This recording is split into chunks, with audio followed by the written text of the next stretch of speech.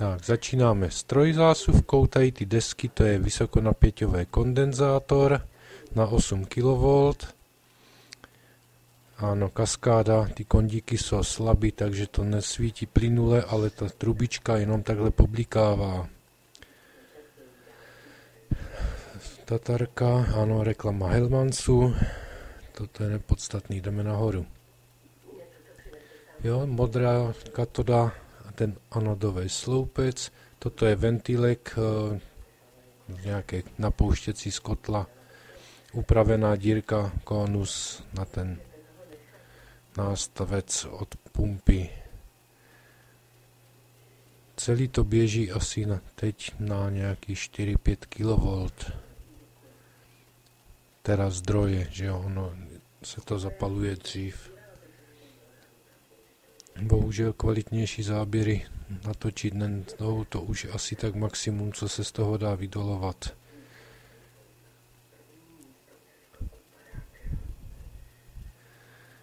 Tak.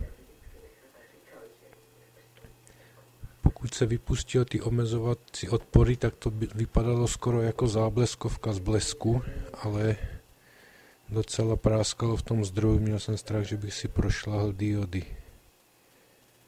Tak, ten vrabčí hnízdo. Primár je z 3 mm drátu, sekundár 1000 závitů. Není to nic moc na sílu, takhle nějak to jiskří. A teď už ty vlastní výboje.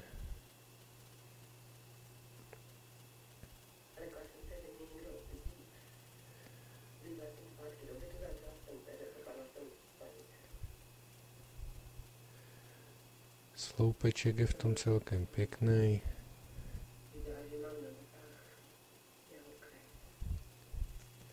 Neznám hodnoty jako frekvence a tak, nakolik mě ten teslák jede, ale docela ten oblouk nebo ty skřičky pálijou, je to hodně horký. Teď ještě zkusíme pár záběrů z toho vrchní kolo jako s kondenzátorem. No, teď to jiskřilo důle ve sklince. Takže úprava. No a teďka už je vidět, co to dělá.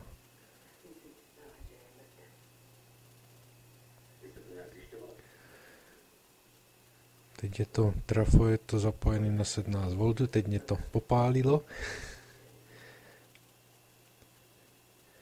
Takže ještě zapneme znovu a bude to na plný výkon na těch 24. Jo, jako ten rozdíl v tom trochu vidět je. No a to bude už pomalu konec celé té slávy.